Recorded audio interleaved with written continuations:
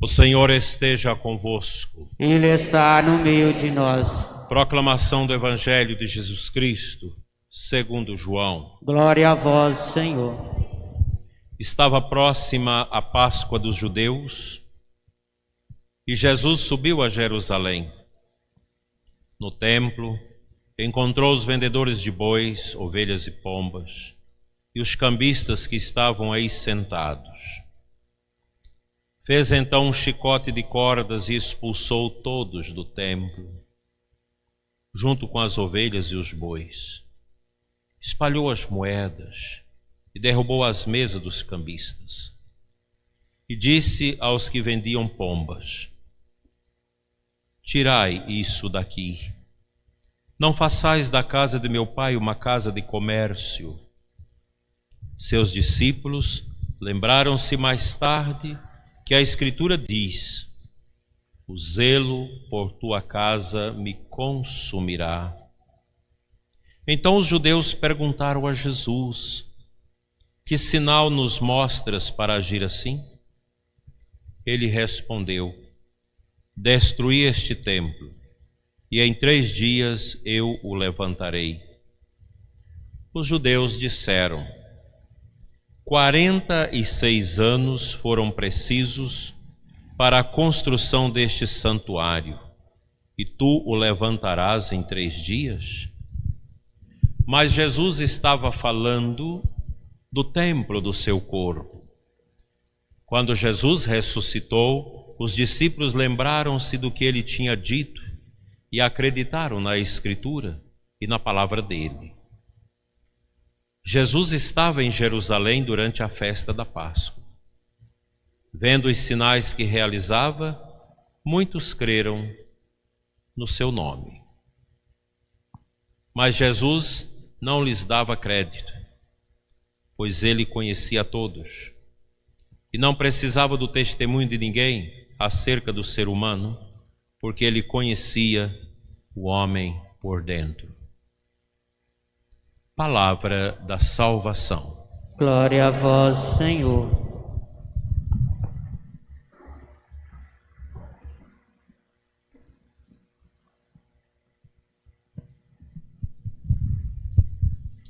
Amados irmãos e irmãs, nós estamos no itinerário quaresmal, 3º domingo.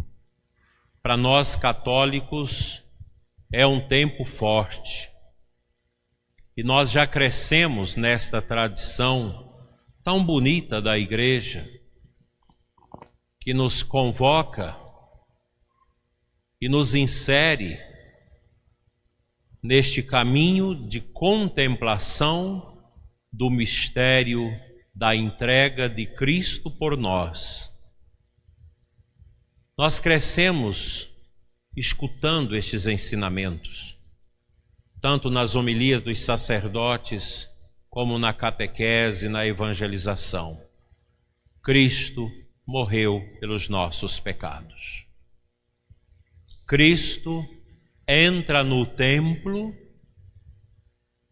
para realizar aquela purificação do templo. Nós não vamos entrar aqui nos aspectos históricos e do significado de tudo isso, mas o templo de Jerusalém recebe Cristo, que coloca para fora dele aqueles que não deveriam estar ali dentro, a vender, a fazer câmbio de moedas e outras atividades comerciais. O zelo pela tua casa me consumirá. O zelo pela casa de Deus. Foi este o grande exemplo que Jesus nos deu. Nós também somos um templo, como o corpo de Jesus também é um templo. E é interessante que no Evangelho de hoje, no final do Evangelho, quando aqueles falsos judeus se colocava como crentes em razão dos sinais que Jesus realizava, Jesus não acreditou neles, porque ele tinha um dom de conhecimento. Primeiro, porque Cristo é Deus. Deus não conhece a gente somente por fora, mas nos conhece por dentro. Nós podemos morar com uma pessoa a vida toda que a gente não tem poder para conhecê-la por dentro. Mas Deus tem. Deus nos conhece. Não para nos punir e maltratar, mas por amor. Deus nos conhece por amor. Naquele catecismo antigo que nós mais velhos fomos nele formados, com aquelas perguntas, muitas perguntas e respostas. Eu me lembro quando minha mãe me catequizou para a primeira comunhão aos 8 anos, a primeira pergunta era: quem é Deus? E tinha a resposta: Deus é um Espírito perfeitíssimo e eterno. Não teve princípio e nem terá fim. Onisciente e presente, Criador de todas as coisas, visíveis e invisíveis. Deus é o amor elevado à última potência. É o amor dele que o faz conhecer tudo, o passado, o presente, o futuro, e Deus nos conhece por dentro. Hoje Jesus entra no templo do nosso coração e nós precisamos permitir que Ele ajude nesta limpeza interior quaresmal que todos nós precisamos fazer. Na oração do início da missa, a coleta, antes das leituras, nós contemplamos o resumo de todo um projeto quaresmal para nós, católicos. Ó Deus, fonte de toda misericórdia. Nós somos carentes desta misericórdia de Deus. E de toda bondade. Deus não é mau, Deus é bom. Vós nos indicastes o jejum, a esmola e a oração como remédio contra o pecado. Qual é o grande mal do mundo? O pecado. Todo esse contexto que nós vivemos da peste, ele está marcado e fendido pelo pecado. Como está? Como o pecado vem na garupa desta pandemia? Acolhei esta confissão da nossa fraqueza, para que, humilhados pela consciência de nossas faltas, sejamos confortados pela vossa misericórdia. É uma oração muito profunda, que nos coloca diante de nós mesmos, carentes e necessitados da misericórdia de Deus. E o núcleo aqui é a vitória contra o pecado. Mas o que é o pecado? Santo Agostinho dá para nós uma resposta muito interessante. Ele nos ensina que o pecado é um pensamento, uma palavra, uma atitude contra a lei de Deus. E a primeira leitura nos apresenta o Decálogo, os 10 mandamentos, que o nosso Deus outorgou a Moisés para que ele desse ao povo de Israel a lei. Tudo isso que nós ouvimos na primeira leitura. O amor ao único Deus, prestar cultos, guardai o sábado, é a lei antiga. Nós vemos agora toda essa desobediência à lei de Deus, né? Quando nós somos chamados a obedecer às autoridades humanas. Isso nunca aconteceu na vida da história da igreja. Você ter que obedecer aos homens.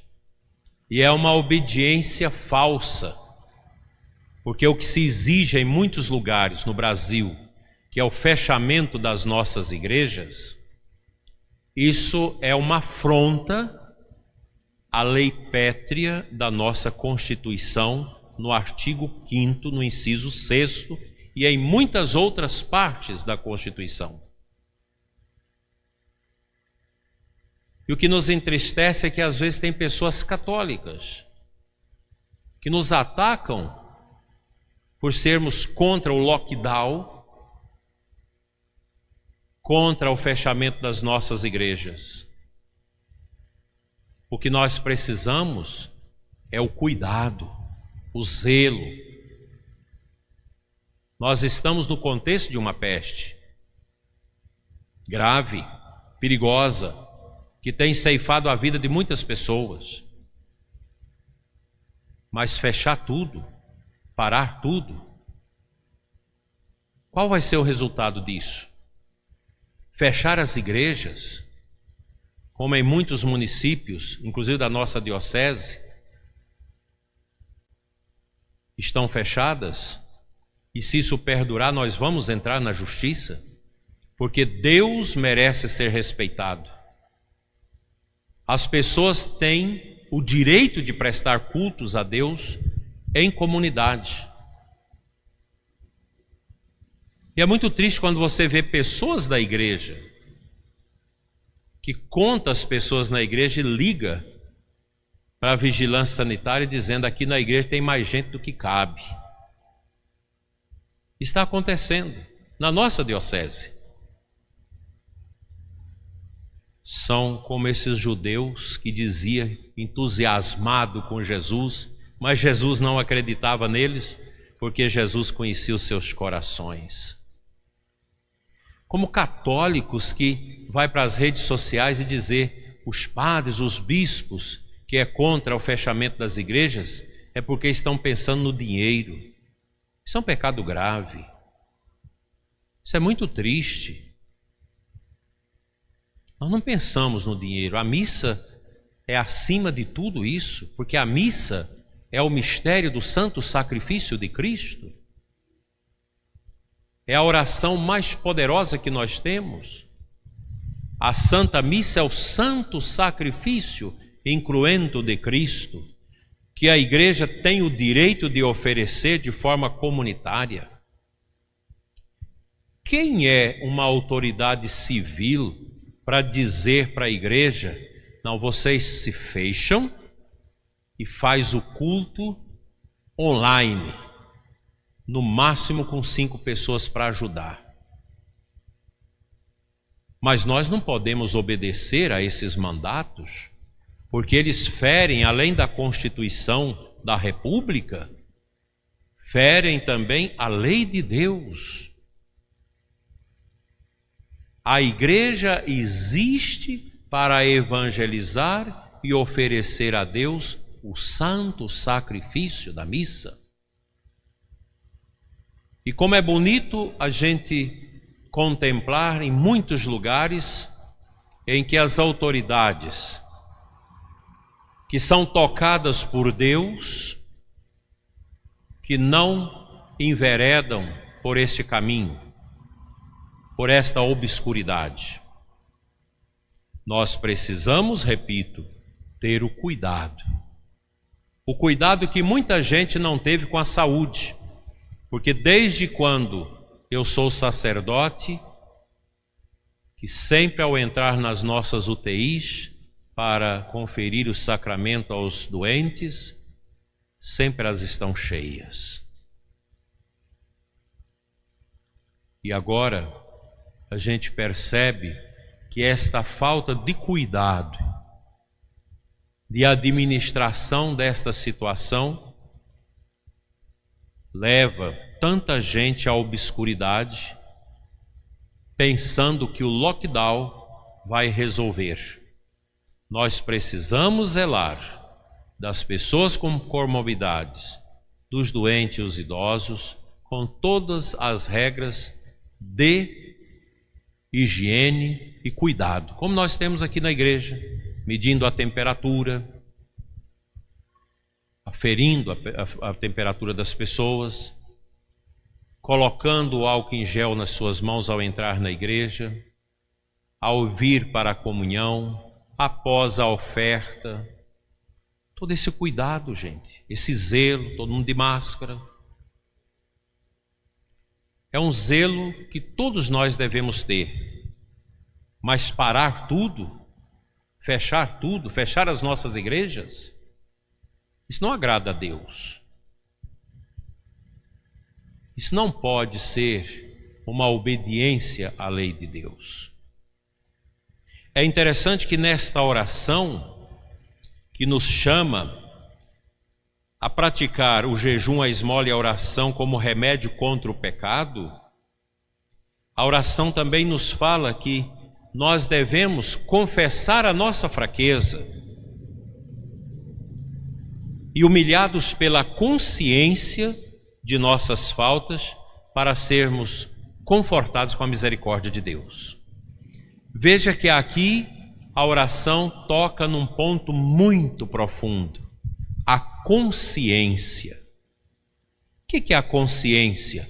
É o núcleo mais profundo da pessoa humana, que nos identifica na nossa unicidade no universo. Ninguém é igual ao outro. Nós temos uma consciência que é o nosso sacrário humano, onde somente eu e Deus têm acesso. Somente o animal humano, a espécie humana, é dotada de consciência. E é na consciência que radica a moral, a ética, a religião, o respeito. Porque nós já nascemos com esta consciência. E já nascemos também com a lei natural de Deus dentro de nós, formatada na nossa consciência. Os 10 mandamentos da primeira leitura, nós já o temos dentro de nós ao nascermos. A igreja, a evangelização, a catequese é para nos ajudar a tomar consciência da lei eterna de Deus que nós já temos no nosso coração. Essa lei eterna que não nos dá prazer, mas nos dá a satisfação de sermos homens e mulheres que praticam o bem, a solidariedade, a caridade cristã, nos move na esperança e nos dá a consciência da nossa fé. Nós não pertencemos a este mundo. A lei de Deus é para nos dizer e nos apontar como setas indicativas do nosso caminho neste mundo, nos dando a consciência que a nossa vida não está circunscrita dentro dos limites da materialidade. A nossa vocação, meus irmãos, é para além dos muros da história, para além das realidades deste mundo. A nossa vocação é o céu. Como muito bem pregava Dom Rui, bispo de Caruaru, que fez uma bonita homilia, que está aí na internet, falando destes caminhos, que nós não precisamos ter medo. E é verdade, nós somos filhos da coragem de Cristo, porque o Senhor Jesus, quando nos ensinou que eu venci o mundo, coragem, Ele nos dá esta grande indicação, a coragem que vem da fé, essa coragem que alimenta a nossa esperança, esta coragem que fecunda o nosso coração para a generosidade, para esta imitação de Deus no amor. Deus é puro amor, Deus é um derramamento permanente de bondade e misericórdia sobre a sua obra criada. A peste não é obra de Deus, mas Deus permite a peste como provação para que nós também possamos buscar uma melhoria no nosso caminho de volta a Ele. porque nós fomos criados por Deus. Nossos pais nos emprestaram os filamentos genéticos para o nosso corpo, mas a nossa alma, a nossa consciência, o nosso espírito, ele foi criado por Deus no momento da nossa concepção. E é esta consciência, fruto da ação desse espírito que Deus criou e encarnou dentro desse corpo que nós somos, é que nós nos diferenciamos neste mundo. Isso nos dá a verdadeira felicidade. Felicidade que o irmão Leão perguntou a São Francisco: o que é a verdadeira felicidade? E São Francisco diz: é chegar, irmão Leão, a uma casa dos nossos confrades, de noite, com frio, molhados pela chuva, e pedirmos uma pousada e eles dizer: não, vocês não ficarão aqui. E a gente seguir e outros também dizerem a mesma coisa. Isso é a felicidade. Esta felicidade do cristão é o que São Paulo fala na sua segunda leitura de hoje, nos apresentando a beleza do sacrifício da cruz de Cristo como a grande resposta ao nosso conflito interior, às nossas angústias interiores, a esta instabilidade existencial que muitos de nós sentimos, com depressão, com medo, com tristeza, com dor por perder alguém. São Paulo, na sua segunda leitura, ele vai nos dizer que nós pregamos o Cristo crucificado, que é um escândalo para os judeus, uma insensatez para os pagãos, mas para os que são chamados, tanto judeus como gregos, esse Cristo é o poder de Deus e sabedoria de Deus em nós. Esta sabedoria nós não a adquirimos nos bancos escolares, universitários, nem nos grandes livros das bibliotecas. Essa sabedoria vem do alto, ela é um dom do Espírito que opera na nossa consciência para que nós sejamos cada vez mais melhores. Os católicos precisam, nesse tempo difícil, retomar esse caminho da fé, buscar esta sabedoria e libertar-se do ódio e da fraqueza. Não é, meus irmãos, uma peste, as mortes, os sofrimentos da vida, as provações que vão nos tirar do caminho de volta a Deus na eternidade. O livro A Imitação de Cristo nos ensina que neste mundo nós não encontramos as consolações permanentes. Porque este mundo é uma sombra que passa, como disse Jesus. Este mundo é o canteiro da nossa prova do ágape, do amor. Nós estamos neste mundo para fazer a experiência do amor. Assim como Deus é um derramamento permanente e fluente do amor e da misericórdia, o cristão convertido, o católico que abraçou a cruz de Cristo, torna-se também um vaso que entorna amor, bondade, caridade, solidariedade, tudo isso. Este amor que transborda do cristão convertido, ele é o amor verdadeiro, ele é o amor de Deus. Nós cristãos não podemos ser egoístas, querer as coisas para nós. Nós devemos entrar na dinâmica de Deus.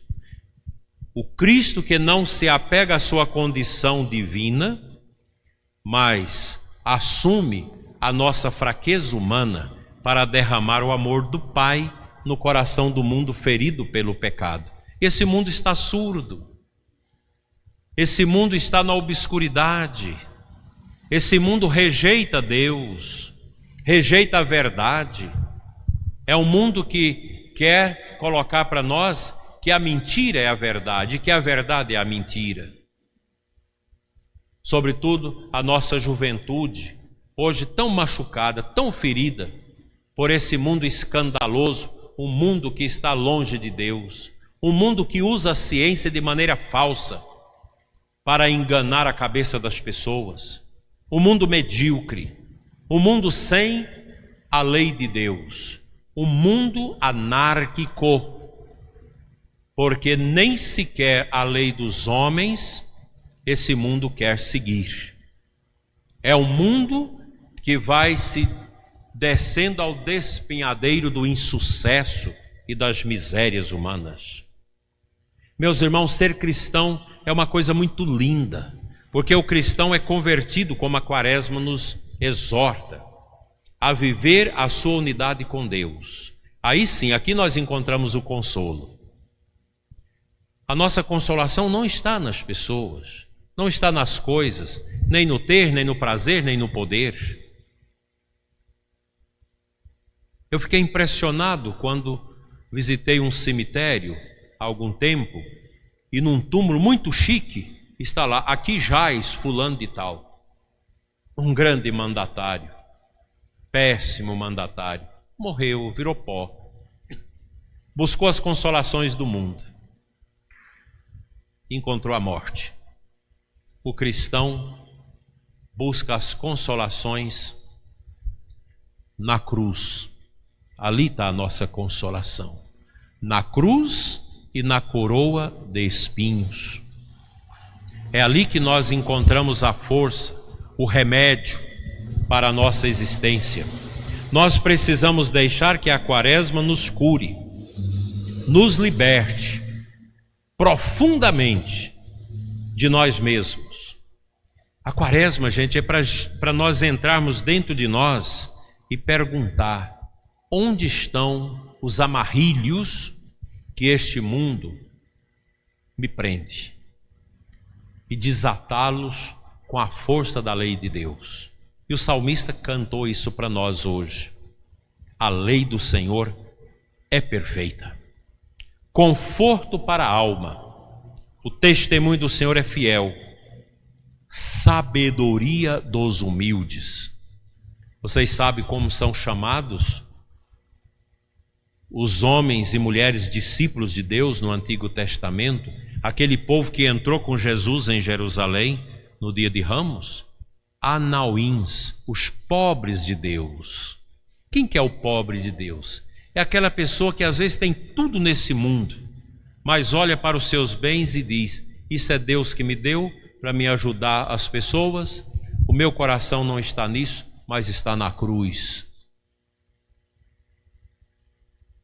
Pobre dos homens que confiam nos homens. Ensina-nos a palavra de Deus. Esse terceiro domingo, tão bonito, quer nos inserir na obediência a Deus e não aos homens. Nós vamos vencer todas as obscuridades com o dom da nossa fé. Não fujam da igreja, gente.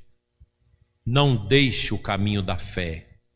Não deixe o caminho da santidade. Anime aquelas pessoas que estão longe de Deus, que perderam a força da oração, que estão vidradas na televisão, no obituário televisivo, acanhadas com medo, obscurecidas na sua fé, de tanto ouvir as asneiras daquelas pessoas que não têm compromisso com a vida, mas os seus intentos ideológicos é destruir a paz, destruir a concórdia e destruir a fé. A fé nos leva à esperança, a esperança à caridade. E o amor cristão, a caridade cristã, não tem base em ideologias, mas no Evangelho. Que Nossa Senhora interceda por nós, para que nós sejamos um povo humilde, que busca a santidade, desapegado deste mundo, desapegados do medo da morte, medo de sofrimento. Não é esse o caminho. Agora, quando eu rezava por telefone com o padre José Gerson, eu dizia para ele: oferte o sofrimento a nosso Senhor, porque esse é o caminho da tranquilidade dos enfermos cristãos. Apresentar a Cristo as dores, junto com Nossa Senhora, que aos pés da cruz contemplou não o fracasso da morte do Filho, mas a vitória da morte de Cristo, que venceu a morte do mundo. Assim seja. Amém. Creio em